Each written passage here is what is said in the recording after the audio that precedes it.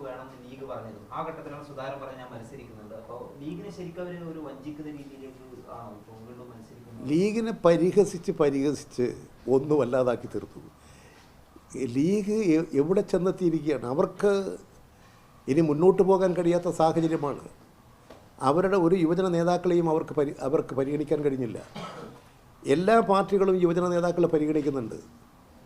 മുസ്ലിം ലീഗിനകത്താകട്ടെ നല്ല യുവജന നേതാക്കളുണ്ട്. പക്ഷേ ആരെങ്കിലും പരിഗണിച്ചോ? അവരെല്ലാം യഥാർത്ഥത്തിൽ യുവസമൂഹത്തെ തന്നെ നിരാകരിക്കുന്ന നിലപാടാണ് ഇപ്പോൾ മുസ്ലിം ലീഗ് സ്വീകരിച്ചിട്ടുള്ളത്. അതുകൊണ്ട് കണ്ണൂർ സീറ്റ് വന്നപ്പോൾ അത് ലീഗിന് കൊടുക്കേണ്ടി വരും എന്നൊരു അഭിപ്രായം ഉയർന്നു വന്നപ്പോൾ സുധാകരൻ മത്സരിക്കുന്നു, നിലവിലുള്ള എം പിമാർ മത്സരിക്കുന്നു എന്ന നിലപാട് സ്വീകരിച്ച് അവരെ പുറത്താക്കി. അവരുടെ 2 സീറ്റ് പ്രഖ്യാപിക്കുന്നവരെ കാത്തു നിന്നു. അതിൽ ഒതുക്കി വെക്കുകയാണ്. ഇത് മുസ്ലിം ലീഗിൻ്റെ പിന്നിൽ അണിനിരന്ന ബഹുജനങ്ങൾ ആലോചിക്കണം. മുസ്ലിം ലീഗ് ആലോചിക്കണം. ഇങ്ങനെ ഒരു ആശ്രയ ജീവിതം വേണോ? ആശ്രയിച്ചൊരു പാർട്ടിക്ക് എത്ര കാലം നിലനിന്ന് പോകാൻ കഴിയും എന്ന് ലീഗ് ചിന്തിക്കുന്നത് അവർക്ക് നല്ലതാണ്. അതുപോലെ മറ്റൊരു വിഷയം, ഗവർണർ ഈ മടക്കിയ ഒരു ബില്ലാണ് രാഷ്ട്രപതി ഒപ്പിട്ടിരിക്കുന്നത്. എങ്ങനെയാണ്? ലോകായുക്ത അഴിമതിരഹിതമായ കേരള സമൂഹം ഉയർത്തിക്കൊണ്ടുവരാൻ കേരള നിയമസഭ പാസ്സാക്കിയിട്ടുള്ള നിയമമാണ്. ആ നിയമത്തിൻ്റെ പരിപാവനത കാത്തു സൂക്ഷിക്കാൻ കാലോചിതമായിട്ടുള്ള നടപടികൾ ഏത് നിയമത്തിനും ആവശ്യമുണ്ട്.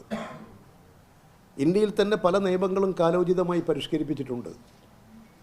നിയമങ്ങളെ ദുരുപയോഗപ്പെടുത്തുകയോ നിയമങ്ങളുടെ ലക്ഷ്യം സാക്ഷാത്കരിക്കപ്പെടാൻ കഴിയാതെ വരികയോ ചെയ്യുമ്പോൾ സ്വാഭാവികമായും നിയമനിർമ്മാണ സഭയ്ക്ക് അത് പരിശോധിക്കാനും നിയമനിർമ്മാണ സഭയ്ക്ക് ചർച്ച ചെയ്തുകൊണ്ട് നിയമം നിർമ്മിക്കാനും ഭേദഗതി വരുത്താനുമുള്ള അധികാരമുണ്ട്.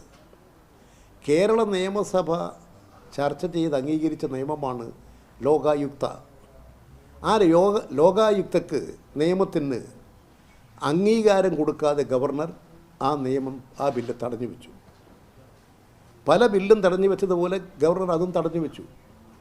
ആ ബില്ല് തടഞ്ഞു വെക്കാനും ലോകായുക്ത നിയമത്തിന് അംഗീകാരം കൊടുക്കാൻ പാടില്ലെന്ന് ഗവർണറുടെ അടുത്ത് ചെന്ന് RSSകാരും BJPക്കാരും കോൺഗ്രസ്സുകാരും പറഞ്ഞു. അതിൻ്റെ അടിസ്ഥാനത്തിൽ ഗവർണർ അതിനൊപ്പിട്ടില്ല. അങ്ങനെ ഒപ്പിടാതിരുന്ന അവസരത്തിൽ കേരളം നിയമസഭ പാസ്സാക്കിയൊരു നിയമം ഒരു ജനാധിപത്യ സംവിധാനമാണ്. ഇതൊരു ജനാധിപത്യ ഭരണ സംവിധാനത്തിൻ്റെ ഭാഗമാണ് നിയമസഭ. ആ നിയമസഭയ്ക്ക് അധികാരമുണ്ട്.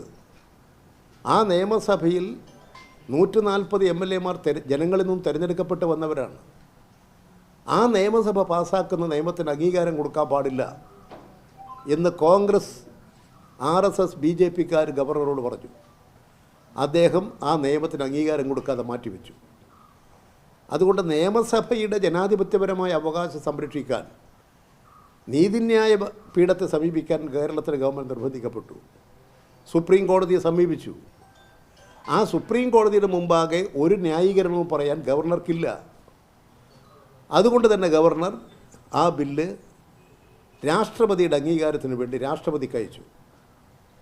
രാഷ്ട്രപതിയുടെ അംഗീകാരത്തിന് പോയി രാഷ്ട്രപതിയുടെ കീഴിൽ ആ ബില്ല് അധികകാലം വെച്ച് താമസിപ്പിക്കുക എന്നുള്ളത് സാധാരണഗതിയിൽ ഒരു രാഷ്ട്രപതിയും സ്വീകരിക്കുന്നതല്ല. വലിയ പൊളിറ്റിക്കൽ പ്രഷർ ഉണ്ടാകുമ്പോൾ ചിലപ്പോൾ നടന്നേക്കാം.